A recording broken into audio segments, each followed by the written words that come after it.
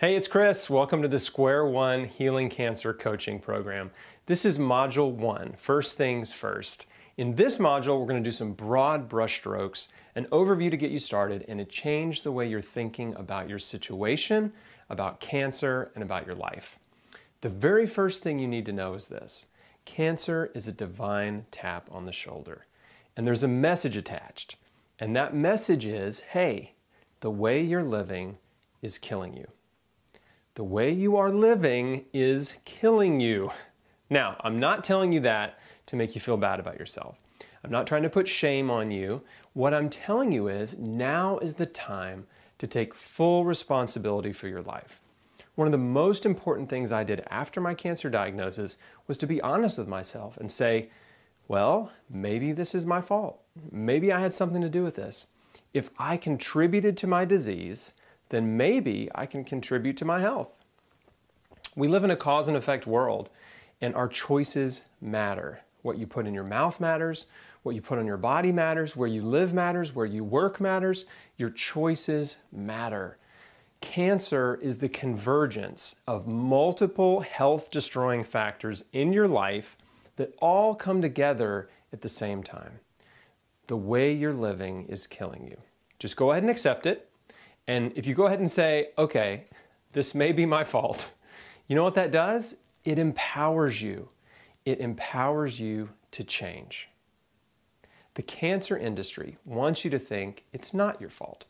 They want you to think it was just random bad luck and that nothing you did mattered, therefore nothing you can do matters, except showing up for surgery, chemo, and radiation treatments.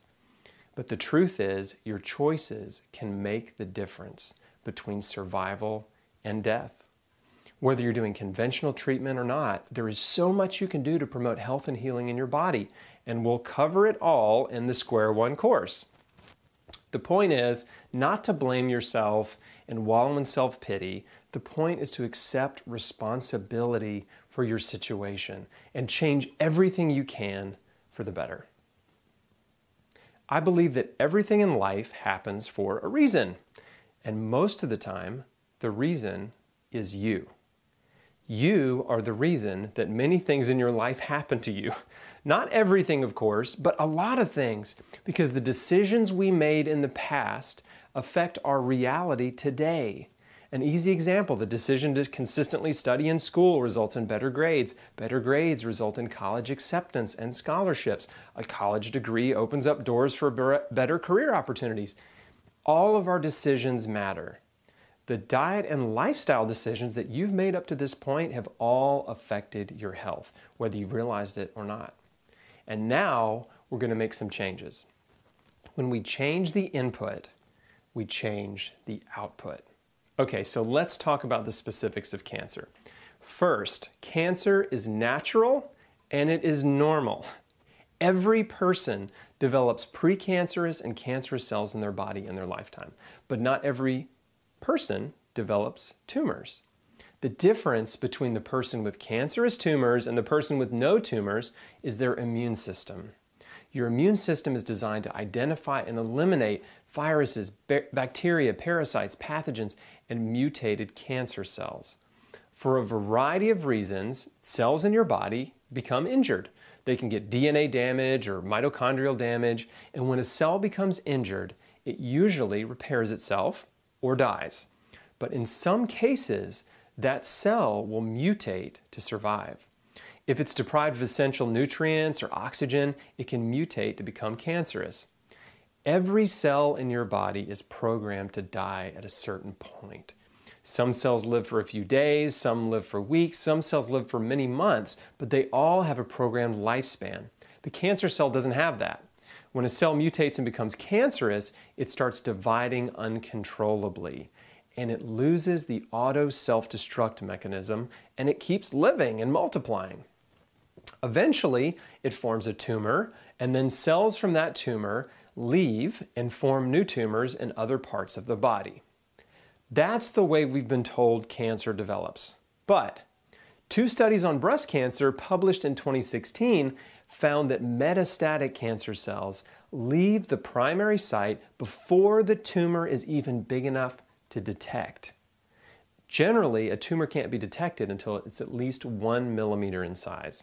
But by then, it contains between 100,000 and 1 million cancer cells. And it's been growing for 6 years. Stage 1 is metastatic. You already have cancer cells circulating throughout your body. This is why early detection is often too late, and why metastasis happens after they tell a patient, we got it all. A properly functioning immune system is designed to identify and eliminate cancer cells. And if it's not doing that, if you have a tumor or lesion in your body, then that's an indication that your immune system is either overloaded or suppressed, or maybe both. It can't keep up with the demands you're placing on it. Cancer didn't invade you from another planet. These are your cells. Cancer is you. It's your DNA. Your body created it, and your body can heal it. How do I know that? Well, besides my own healing experience, I've talked to, interviewed, and coached hundreds of people who've healed cancer, and many of their stories are much more remarkable than mine. I've met and interviewed many people who've healed stage 4 terminal cancer after chemo, surgery, and radiation failed them, and others who've healed without doing any of those treatments. If you know my story, then you know I had surgery, and then I chose nutrition and natural, non-toxic therapies instead of chemotherapy.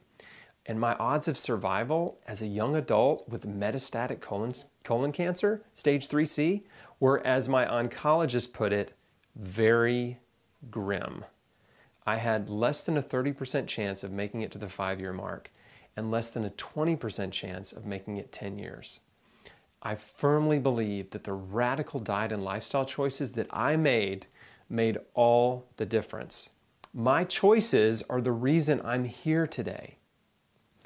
In the medical community, and especially in the cancer community, there's a long-standing belief that cancer is linear. That means once it starts in your body, it can't be stopped. It's like an unstoppable train. And the only way to stop the train is to blow up the tracks with destructive therapies like surgery, chemo, and radiation. But there's a lot of scientific evidence to the contrary. When cancer goes away on its own, it's called spontaneous remission. This is a medically documented fact. It's a medical term. They made it up, not me. In fact, there's a huge book called the Spontaneous Remission Project. It has over 3,500 references from 800 medical journals. It's the largest compilation of case studies and medical references of cancer patients who've had spontaneous remission. These were cancer patients who either didn't do treatment or the treatment didn't work, and then for some reason their cancer went away. We have scientific proof that the body can heal cancer. The medical industry calls it spontaneous remission, but we have another term for it: healing. Spontaneous remission means the body healed it. The body created it, and the body can heal it. There are thousands of scientifically documented cases, not to mention all the wonderful testimonials online, but skeptics still like to say, well, that's just anecdotal. The truth is, we learn from the experiences of others. Those are anecdotes. And many of the most important scientific discoveries in human history started with an anecdote. Sometimes one anecdote is all it takes to change your life. When I started my healing adventure in 2004, the internet was not helpful. There were no good websites for healing cancer. There was no social media, no YouTube, no Facebook. All I had was one book. One man's testimonial. That was it. But that was all I needed. I knew it was an answer to prayer, and it was enough to inspire me to change everything. Things are much better for you today. There's never been a better time to get cancer. There are hundreds, if not thousands, of cancer healing testimonials online, on Facebook, on YouTube. There are over 50 on my site alone, and I'm adding new ones all the time. Cancer can go away. It's called spontaneous remission. I want you to understand and believe that healing is possible. The body created it, and the body can heal it, if given the proper nutrients and care, which means You have to change the way you're living and remove all of the cancer-causing factors in your life. In most cases, cancer isn't caused by one thing. Many of you know the story of Erin Brockovich. She found out they had very high rates of cancer in her town because a local factory was illegally dumping hexavalent chromium, and it was contaminating the water supply. And a lot of people were getting cancer. So in that case, they could pinpoint it to one thing. But still, not everyone who drank the toxic water got cancer.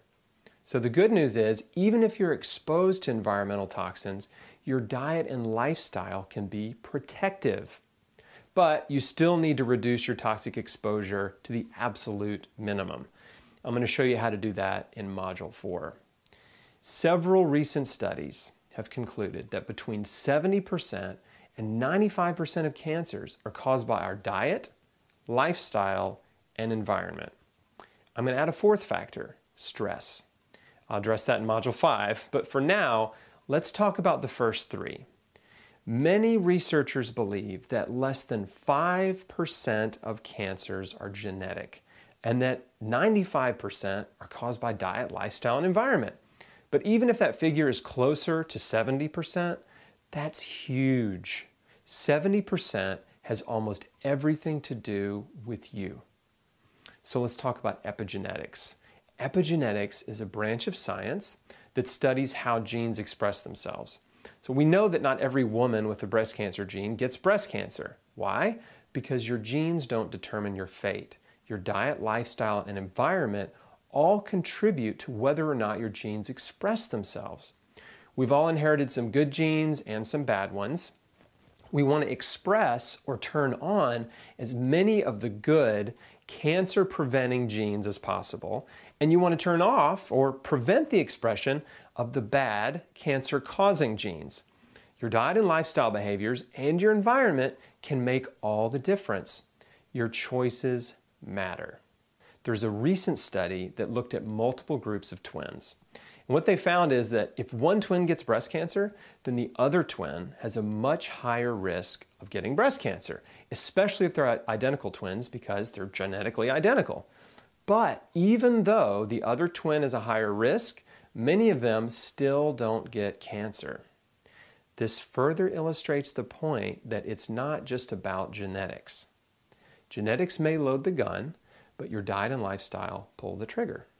So yeah, you may have a higher risk of cancer, heart disease, or diabetes if your parents or grandparents had those diseases, but your risk increases the most if you eat the same Western diet as them. So if you live the way they lived, you can expect to get the same diseases they got. If your mom got breast cancer and she had a Western diet and she didn't exercise, and then if you eat a standard Western diet and don't exercise, then yeah, you probably will get breast cancer too. But if you eat a radically different diet modeled after the longest living people around the world with the lowest rates of breast cancer, and you're active, then your risk of getting breast cancer will be much, much lower. The rate of breast cancer is 6 times lower in Japan than it is in the US. But when Japanese women migrate to the US and adopt the Western diet and lifestyle, their rate of breast cancer eventually rises to the same level as American women. Your choices matter. Think of your body like a giant factory. The beginning of the conveyor belt, the entrance of the factory is your mouth, and the parts coming into the factory are food. Food is coming into your mouth and going down the conveyor belt, which is your digestive tract, from mouth to anus. And along the way, workers in your factory are breaking down the food you eat and carrying the nutrients all around your body to give your cells what they need. The product of your factory is health. The goal of your body is to stay healthy, right? In homeostasis. Now, imagine a factory that's open 24 hours a day and the assembly line never stops, and gradually the owners of the factory keep putting more stuff on the assembly line, but they don't hire any more workers.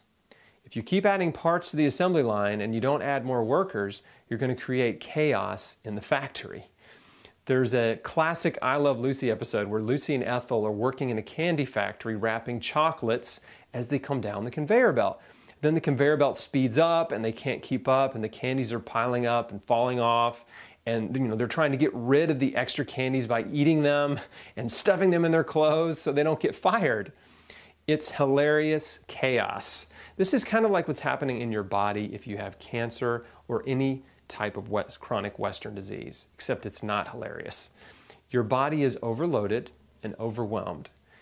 There's too much coming in too fast, and your body can't keep up with the demand you're putting on it. Chaos ensues, garbage piles up, problems arise, and everybody is working as hard and as fast as they can just to try to keep up with the demand, but they aren't able to keep up. Your immune system is overwhelmed and it doesn't have enough capacity to deal with the rogue cancer cell that started multiplying and formed a lesion or a tumor, or maybe spreading in your blood like leukemia or lymphoma. What we want to do is we want to reduce the stress on your body, reduce your toxic load, simplify your life, and create an environment where your body can thrive, where it can prevent and heal cancer.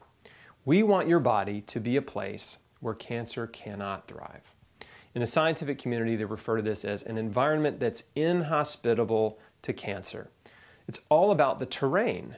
Your internal terrain is either hospitable to cancer or inhospitable. We want to make it inhospitable. And there are major changes you can make to improve your internal terrain. Right now, you are what you ate. Your body is essentially made out of everything you put in your mouth. If you've been eating junk food and fast food for years, well, then your body is basically built out of junk. It's clogged up and it's polluted and it's not running right. But when you replace the man-made processed junk with high-quality raw materials straight from the earth, you dramatically change your internal terrain. I'm going to show you specifically how to do that in the anti-cancer diet modules, which is modules 3 and 4. Now I want to switch gears. There are two important questions that I ask every cancer patient, and now I'm going to ask you.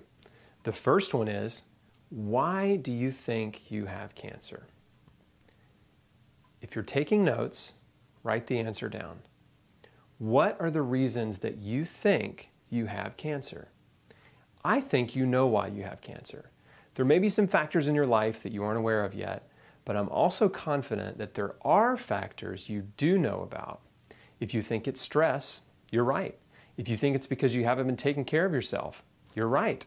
How do I know that? Because I've talked to hundreds of cancer patients, and when I ask them that question, they all tell me, I haven't been taking care of myself, and I've had a lot of stress in my life. Listen to your instincts and your intuition. Now, your doctor is not going to ask you why you think you have cancer, because most doctors don't care what you think. If you volunteer why you think you have cancer to your doctor, he's just going to shrug it off and say, it wasn't your diet or lifestyle or stress. It was just bad luck or bad genes. If you have family history, they'll tell you it's genetic. I didn't have any family history, and they told me mine was genetic. Blaming genetics is a way to make the cancer patient powerless. The cancer industry wants to make you a victim, a helpless, powerless victim. A victim has no control over their situation, which means you must be fully dependent on doctors to save you. And there's nothing you can do to affect your future. No, it's nothing you did. No, your diet doesn't matter. Yes, it's okay to eat ice cream, pizza, and burgers. You just need to make sure you eat enough so you don't lose weight. Natural non-toxic therapies won't help you. We are your only hope. That is the message that cancer patients are getting from their oncologists. And I'm here to tell you it's a lie. They're not your only hope. Your body created it. Your body can heal it. The second question I ask every cancer patient is, do you really want to live? The first time someone asked me that, it scared me because I'd never really thought about it. I was so focused on not dying, I wasn't really thinking about living and whether or not I really truly wanted to live. So you need to answer this. It's a yes or no question. Do you want to live? Because if you don't really want to live, there's really no point in doing anything. There's no point in changing your life. There's certainly no point in doing surgery, chemo, or radiation. Maybe you're content with your life and you're ready to die. Or maybe you're unhappy with your life and you're just tired of living. That's okay. No judgment. If you're ready to die, that's totally fine. My suggestion to you is, why don't you just enjoy the rest of your life doing what you want to do? Like Norma Bauerschmidt, aka Driving Miss Norma. She refused cancer treatment at 90 years old, hit the road in an RV, and spent the last year of her life traveling all over the US, having adventures with her son and his wife. Norma wasn't trying to get well. She just made a decision to live it up to the end, and she died peacefully after a few weeks in hospice. I love that. If I had a loved one with cancer and they told me, I don't want to do anything, I just want to enjoy the rest of my life eating cheeseburgers and milkshakes 3 times a day, I'd say, okay, if that's what you want, I'll go get you some. You shouldn't do anything you don't want to do. Whether it's surgery, chemo, radiation, alternative therapies, whatever it is, if you don't want to do it, if you don't have that strong will to live, don't do it. But if you do want to live, you should know that beating cancer, healing the body, takes total commitment. Total commitment, no excuses. The characteristics of cancer patients that get well, like myself and hundreds I've met, are the same. We're all the same. There are 2 characteristics of cancer patients who heal cancer. 1, they have a strong will to live. And 2, they're willing to do whatever it takes to get well. They make no excuses. That's who this course is for. It's for people who have a strong will to live, who take full responsibility for their health, and who are willing to change everything. If that's you, then great. I am here for you. You are the person I am here to serve. But if you don't have a strong will to live, if you don't want to change your life, if you're not willing to quit smoking or change your diet or exercise or forgive, then this course is not for you. You must have a strong will to live, and you must be willing to do whatever it takes to get well. I'm talking about taking massive action. Minimal action usually produces minimal results. Massive action produces massive results. Sometimes small changes can produce big results, but if that's what you're hoping for, your hope is in the wrong place, because I will never tell you this one supplement or this herb or this one food is going to cure your cancer. And anyone who tells you those kinds of things is scamming you. That's snake oil, the one cancer cure, the magic bullet. There is no magic bullet. Healing requires a total life change. You have to be prepared to take massive action and make a total commitment. I'm talking about at least 2 years. 2 years, hardcore life change. I've seen a lot of cancer patients have dramatic turnarounds in their health in a very short time. 30, 60, 90 days. Tumors start to shrink or even disappear. But a 2-year commitment is essential because that's when you're at the highest risk of recurrence. Every cell in your body regenerates. You have almost an entirely new body every year. Nearly every cell has been replaced, some cells many times over in a year. But 1 year from now, you will basically have an entirely new body. That's pretty cool to think about. You are rebuilding your body. Every bite you take, you're building a new body. Remind yourself every day with every bite. I would think about that when I had cancer as I'm staring at this giant bowl full of vegetables. Some days I would have rather had a cheeseburger, but I reminded myself I'm building a new body. And that's what you have to be committed to do. At least 2 years, hardcore. There's a strange phenomenon that I see regularly, which is a cancer patient will adopt the hardcore diet and life change and do really well in the beginning. They feel great, the tumors start shrinking, or some tumors disappear within the first few months. And then for some reason, they get lazy and complacent, and they gradually go back to their old habits and their old way of living.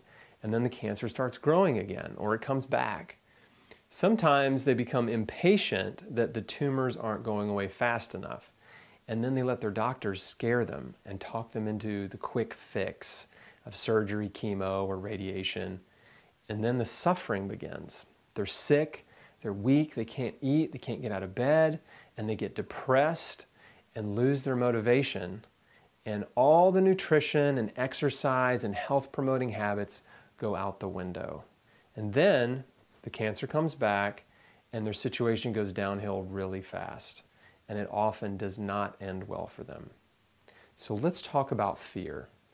Fear is a major factor here. I get it. I know what it feels like to be afraid of cancer. But let's break fear down for a moment. Where does the fear of cancer come from? It comes from the cancer industry because most people are afraid of suffering. They're afraid of the brutal treatments. They're afraid of being sick and poisoned and the damage that it does to their body and all the uncertainties and unknowns. They're afraid of all the complications that can come from surgery, chemo, and radiation. That's where the fear comes from. Most patients I've talked to are not really afraid of dying. They're just afraid of suffering. You need to be honest with yourself about what you're really afraid of and address that fear head on. If you're afraid of suffering from chemotherapy, radiation, or surgery, that's pretty normal. But remember, most of the fear of cancer comes from the cancer industry. And what I've got to tell you is, don't be afraid. Do not let fear dictate your decision-making process. Because when you're afraid, your stress hormones are pumping and you will make irrational and impulsive decisions. The cancer industry uses fear to motivate patients to take immediate action. They say, if you don't do these treatments, you're going to die. We need to start right away. And patients are rushed into treatment with fear. Remember, the cancer treatment industry is a business. This is a $1 trillion industry. And over the years, the oncology industry has figured out that if they don't book cancer patients into surgery or chemo or the next procedure before they leave the office, then there's a good chance they will lose that patient and lose that future income. For a short time, my mom actually worked in an oncologist office, and her job was to book the patients for their next appointment before they left. It wasn't a sinister plot, it was just the way things work. A patient comes in, they get a cancer diagnosis, and then it's like, okay, now we've got to make sure we get them booked for their next appointment or procedure before they leave. Don't be afraid.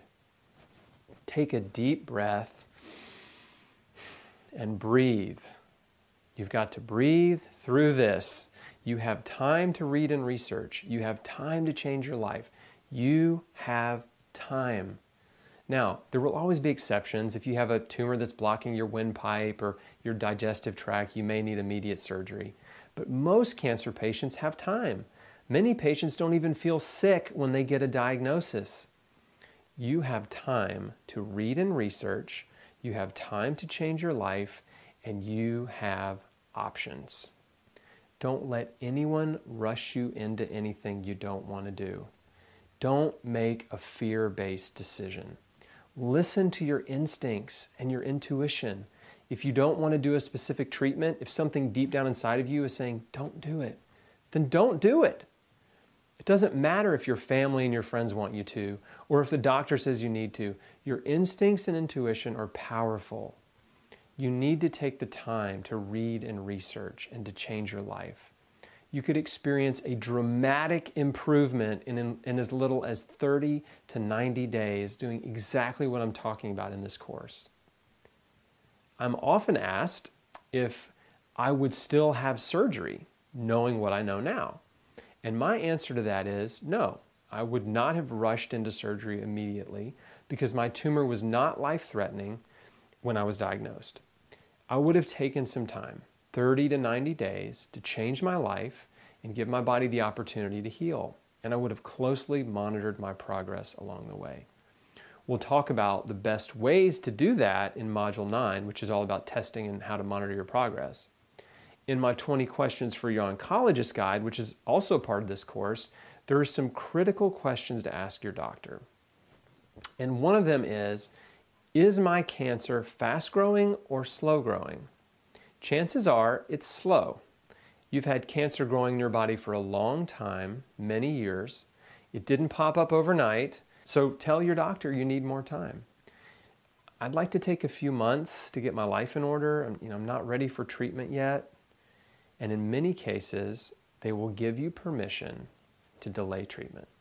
If they don't give you permission, then you have to decide whether or not you want to go against your doctor's advice. That's not as easy, but people do it all the time. Now, let's talk about the people around you.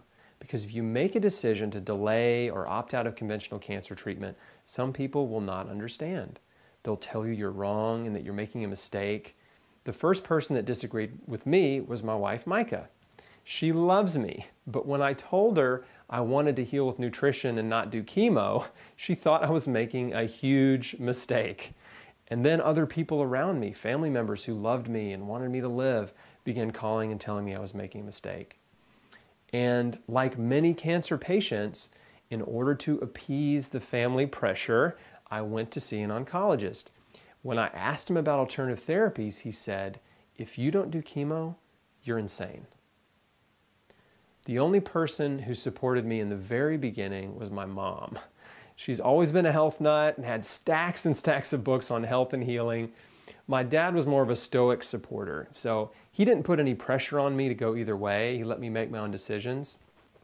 But I had opposition from other family members and from my doctors. And if you have opposition, I just want you to know it's normal. You should expect it. When everyone else is floating downstream and you're trying to swim upstream, a lot of people are going to be like, "Hey, you're going the wrong way." So you need to be prepared for that. Some of you watching this are swimming upstream right now, so you already understand what this feels like. Listen to your instincts and intuition. That's the most important thing because that will guide you. Now, obviously, I'm a Christian, so I think you need to reach out to God and ask for help. God, help me. Show me what to do. I need encouragement and support and direction. Reach out and ask for help. Even if you don't believe in God, or if you're not sure there is a God, just reach out and just say, "Okay, God, if you're real, you have my attention. Just show me what I need to do. Show me what I need to change. I'm listening." And I can assure you that if you sincerely reach out that way and ask for help, you'll get it. Help will come to you in miraculous ways. It did for me, and I've seen it happen over and over again. But make sure you're looking for those miracles and answers to your prayer. Don't dismiss them or shrug them off as coincidence. There are no coincidences. During this process, you may need to have conversations with people around you who don't understand because they will continue to pester you and they will create a lot of stress and anxiety in your life. They'll keep saying, "You really need to do the surgery or chemo or radiation. You really need to do what the doctor says." And at some point, you just have to sit down with them or get on the phone and say, "Listen, I know you love me and I love you. I know you care about me, but I need you to understand that I'm making the best decision for me. My goal is to live as long as possible and to get well. And I'm reading and researching and learning as much as I can so I can make good decisions. I'm not going to rush into anything out of fear. And I'm not going to do anything that I don't have peace about." When you explain yourself in that way, they will understand. You may need to say, "Listen, I understand what you think I need to do, but I really don't want to talk about it anymore because if that's all we're going to talk about, it makes me not want to talk to you. And I would love for us to just hang out and spend time together and not talk about this stuff. And for you to just trust that I'm making the best decision for me." Sometimes a reality check is appropriate. If you've asked your doctor some of the questions in my 20 questions for your oncologist guide, then you will have some important details to share with your friends and family to get them to back off. For example, if you're stage 3 or 4 and you ask your doctor, "Will this treatment cure my cancer?" and they tell you no, then you can remind your loved ones that your doctor told you it isn't curable.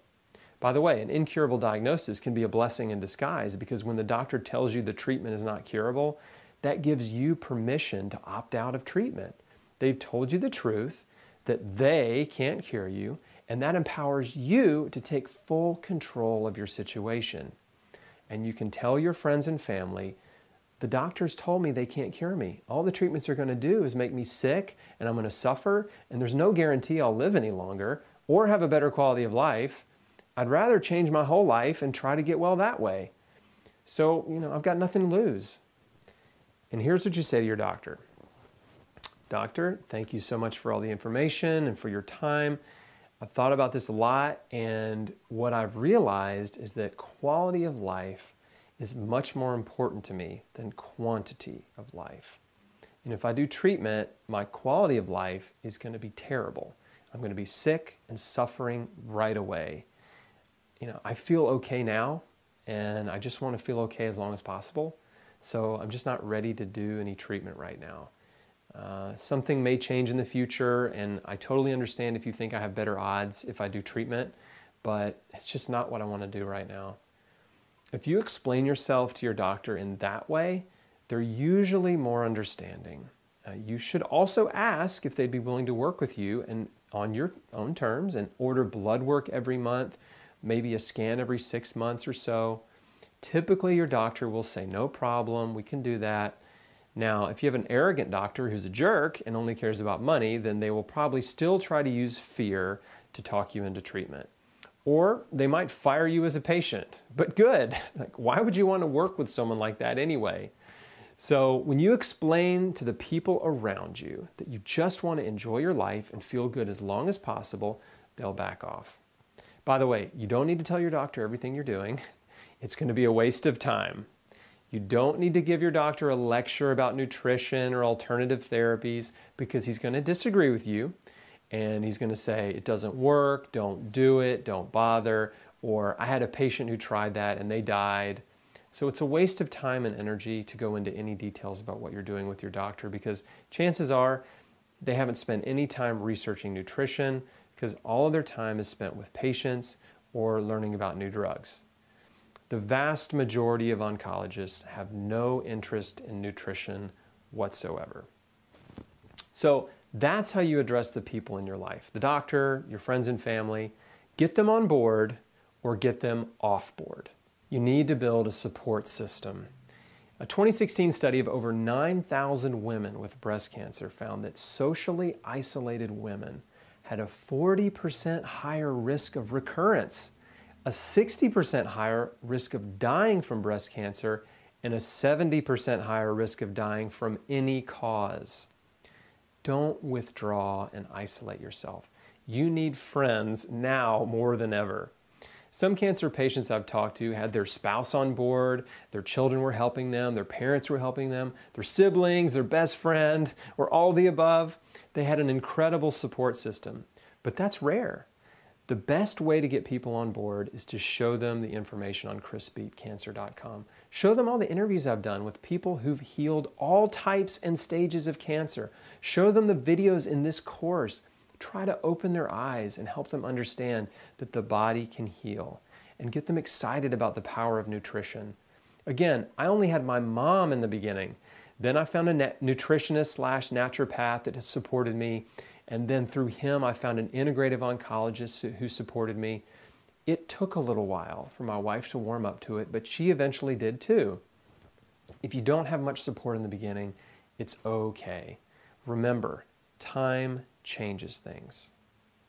It was even tougher for me because back then there was no social media, there weren't any Facebook groups, you couldn't find people on YouTube or Twitter. Those sites didn't exist. I had zero online cancer support, and there weren't any local alternative healing support groups in Memphis either. It's much easier to find support online today thanks to social media. There's a local healing cancer support group you need to know about called Healing Strong. People who are trying to heal cancer get together once a month to share their experiences, share helpful information, encourage each other.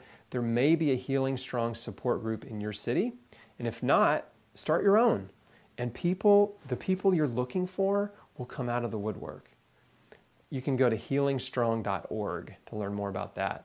So you have to build your team and your support group. If you don't have anybody, you've got to get out there and beat the bushes and find like-minded people. They're out there. You don't have to do this alone. Go to your local hole-in-the-wall health food store and tell them you're looking for other people who've healed cancer or are trying to heal cancer with alternative therapies. Ask for help and you will get it. The support groups you want to stay away from are the conventional cancer support groups.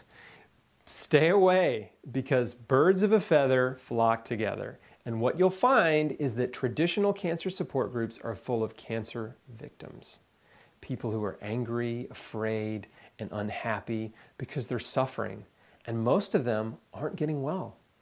And they'll get upset when you talk about diet and lifestyle and alternative therapies. And they'll tell you what you're doing is wrong and that it won't work, while conventional treatment is failing them. Don't think you're going to go in there and help them see the light. They don't want help. They just want to complain to each other. And they're going to turn on you. So until you're completely well, you won't be strong enough to handle this criticism. It's going to create a lot of unnecessary negativity, stress, and anxiety for you. Just find like-minded people that you can support and who can support you. And you can exchange ideas and encourage each other. That's what you need. Next, make plans for the future. Document the entire process. Journal, do a video diary, start a blog. Document what you're doing because you need to plan to A, get well, and B, use what you've learned to help other people. You need life goals, future goals to work toward. Making plans for the future is very important. You know, the spirit-mind-body connection is a mystery, but something happens when you plan for the future. You're planning to live. You're sending signals of life to your body. It's very powerful. So don't be afraid to make plans for the future. I know some of you may be thinking, well, I don't know if I'll be here in a year or 2 years. Instead of thinking that way, I want you to think, I'm going to live. And these are my plans for my life. For next year, for the next 5 years, for the next 10 years, sketch out your life goals, the things you want to accomplish. I'm going to see my daughter graduate college. I'm going to see my son get married. I'm going to watch my grandkids grow up. I'm going to be a great grandparent.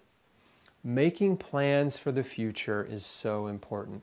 When I was diagnosed, I didn't have any children, and I wanted to have a family.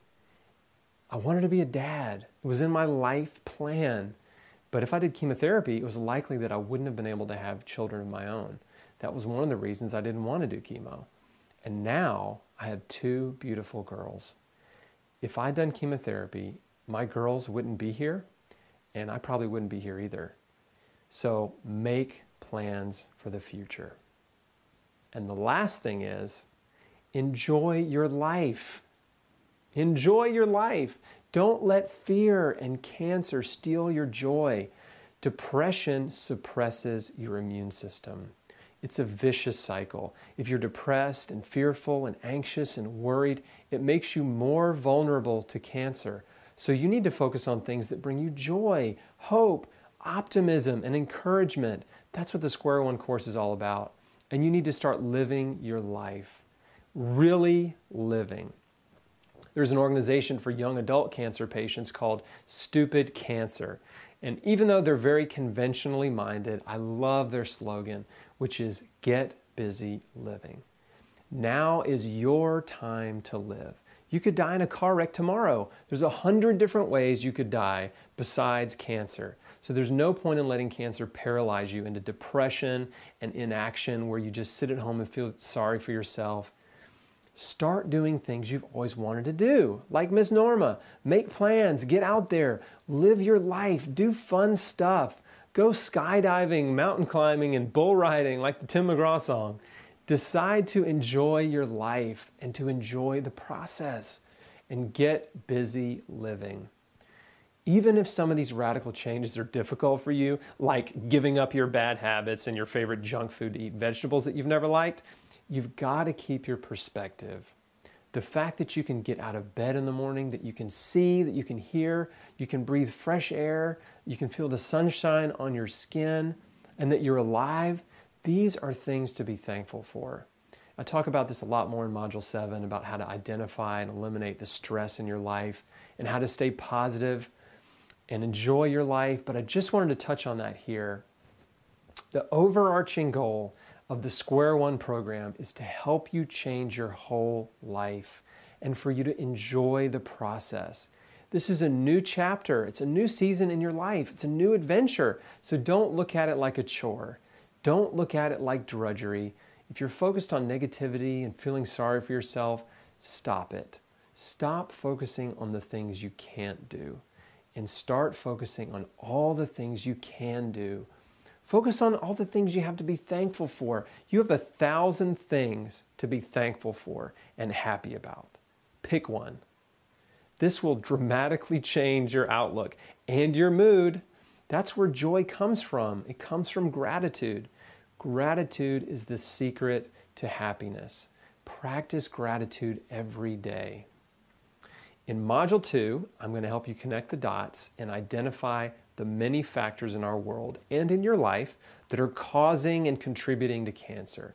And I will show you the steps you can take to systematically remove these cancer causers from your life, making it easier for your body to heal, and also significantly reduce your risk of recurrence or of getting cancer in the first place.